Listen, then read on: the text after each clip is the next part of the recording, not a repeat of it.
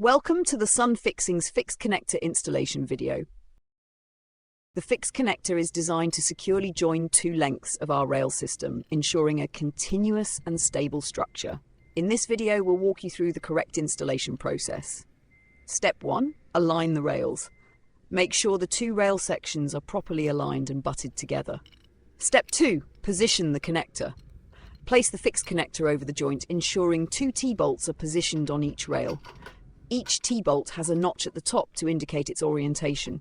Insert each T-bolt into the rail channel, making sure the step section of the connector sits correctly in place. Step 3. Hand tighten the nuts. Tighten the nuts by hand, checking that the notches are positioned at 90 degrees to the rail. If a T-bolt is not aligned correctly, simply loosen the nut, adjust the position and retighten. Important, never use high-speed power tools or impact drivers, as this can cause cold welding and damage the components. Step 4.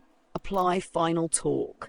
Set a torque wrench to 25 Newton meters and tighten each nut until the wrench clicks, confirming the correct torque has been applied. Repeat this process for each fixed connector to ensure a secure and consistent installation.